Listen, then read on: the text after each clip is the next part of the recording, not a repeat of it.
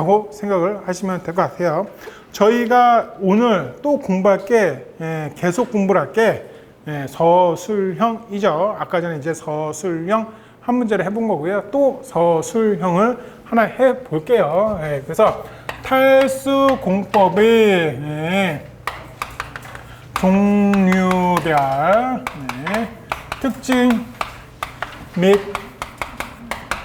통수능 관리 문제점과 대책에 대해서 설명하세요 라고 물어보는 문제가 있다 라고 하겠습니다.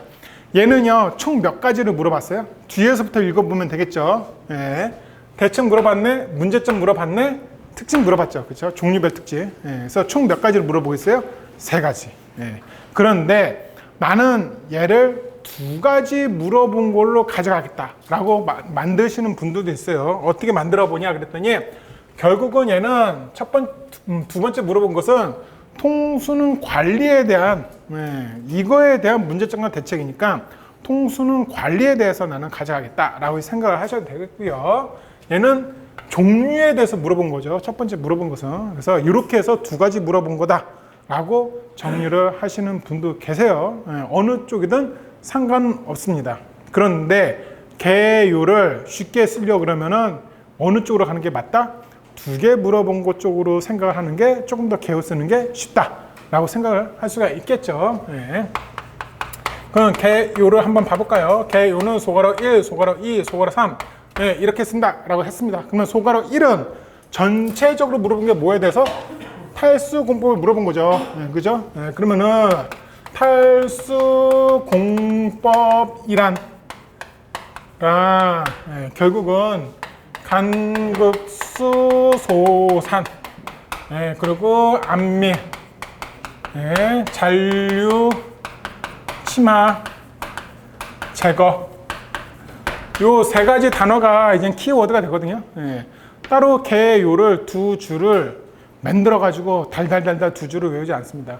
이 몇 가지 단어를 외운 다음에 이걸 가지고 2줄을 답안지에 쓴다 라고 생각을 하시면 될 것 같아요. 예를 들어서 탈수 공법이란 점성도 집안의 간극수 소산 및 암밀을 하여 잔류 치마를 제거코자 하는 공법입니다 라고 쓰시면은 그 소괄호 1번은 완성이 되겠죠. 그래서 쓸잘데기 없는 뒤 앞뒤에 붙는 꾸며주는 말들은 다 빼고 공부할 때는 이렇게 외울 수 있다라고 생각하시면 될 것 같아요. 자, 그러면은 종류에는 뭐가 있다라고 이야기를 해주시면 되겠죠. 몇 줄?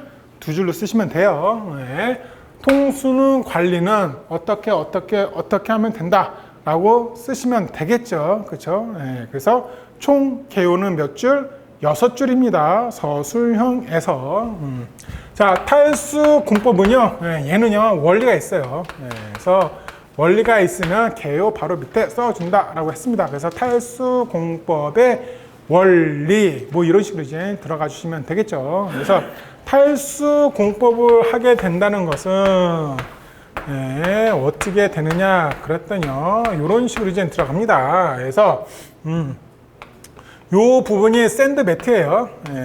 샌드 매트고 물이 수평 배수 되게끔 하게끔 도와주는 거예요. 그리고 얘는 모래 기둥이나 아니면 페이퍼 드레인, 플라스틱 드레인, 연직 배수제라고 생각하시면 될 것 같아요. 그래서 얘는 연직 배수제가 될 거예요. 그래서 물이 이렇게 들어와서 물이 이렇게 배출되는 거예요. 그러면 이 위에 뭐가 있느냐?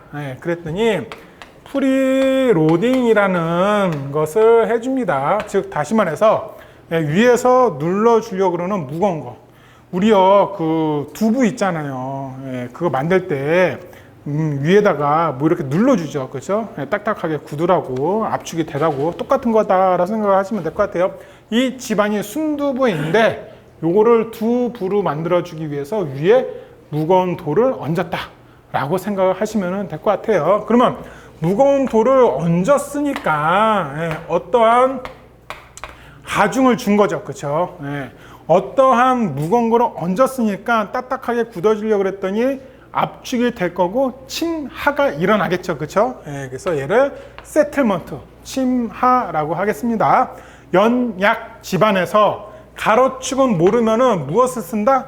무조건 시간입니다. 예. 나는 이 그래프를 연약 집안 공부를 하는데 그래프 외우기 너무 힘들어. 난 가로축에다 뭘 쓸지 모르겠어. 그러면 무조건 얘는 그냥 시간을 갖다가 메꾸시면 돼요. 예, 아무 이유 없습니다. 그래서 프리로딩을 했죠. 예, 시간적으로 봤더니 현장에서 프리로딩을 이만큼 한 거야. 하중을 줬네. 그렇죠? 예, 그래서 이렇게 하중을 줬더니 이렇게 침하가 발생을 했을 겁니다. 예. 근데 현장에서는 계획된 침하량이 있겠죠. 여기 50cm까지만 침하가 되게끔 하면 되겠어 라고 설계를 할 겁니다. 그럼 거기에 따른 계획된 침하량이 있을 겁니다. 그래서 얘는 계획 침하량이 이제 될 거고요. 더 이상 침하를 안 해도 되죠. 그러면 현장에서 어떻게 하면 돼요? 이 흙을 빼주면 되겠죠. 이 이야기입니다. 그래서 흙을 이렇게 빼준다 라고 하시면 될 것 같아요. 그래서 여기는 하중을 제하, IJ자를 쓰고요. 요 오른쪽은 하중을 제하, 어의 제자를 씁니다. 그래서 흙을 빼게 되겠죠. 뺐는데도 불구하고 계속적으로 오랜 시간 동안 점토층이 안미르치가 스스로 해. 그래서 이런 식으로 조금의 침하량이 더 생깁니다. 그래서 여기 조금 생기는 침하량은 우리가 SI라고 그러고요. 처음에 즉시 침하량이다라고 합니다. 그리고 여기서부터 여기까지 여기는 SC라고 합니다. 그래서 그 1차 안밀량이라고 우리가 이야기를 합니다. 그리고 여기 마지막에 한참 시간이 흘렀는데도 불구하고 계속 침하량이 발생해서 나오는 것을 우리가 2차 침하량이다, 2차 안밀량이다 라고 이야기를 해줍니다. 서해안 고속도로를 타면서 목포 방향으로 쭉 가다 보면 오른쪽에 간판이 가끔 나오는 게 있어요. 뭐라고 나오냐 그랬더니 안밀 진행 중이라는 간판이 조그맣게 가끔 나오는 거 볼 수 있습니다. 그게 서해안 고속도로를 준공했는 지가 벌써 수십 년이 됐는데도 불구하고 계속적으로 1년에 몇 밀이라도 심화가 되고 있는 거죠. 그런 데는 콘크리트 포장으로 해야 될까요? 아니겠죠? 가요성을 가지고 있는 아스팔트 포장으로 고속도로를 건설을 해야 되겠죠. 그런 이야기다라고 생각하시면 될 것 같습니다. 그래서 원리는 이렇게 된다. 그래서 그림으로 보니까 이렇게 우리가 연직 배수를 하는 거고 결국은 이렇게 하는 거다라고 생각하시면 될 것 같습니다. 그래서 전체 침하량은 SI 더하기 SC 더하기 SS예요. 여기서 SC는 외우셔야 돼. SI랑 SS는 외울 필요가 없어.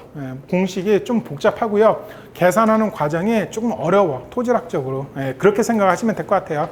그리고 여기서 무엇보다 더 중요한 것은 이 세 가지 값 중에서 가장 큰 값이 SC예요. 그래서 1차 안밀량만 제대로 관리를 하면은 가장 큰 안밀량을 우리가 제대로 관리할 수 있다라고 생각을 하시면 될 것 같아요. 그래서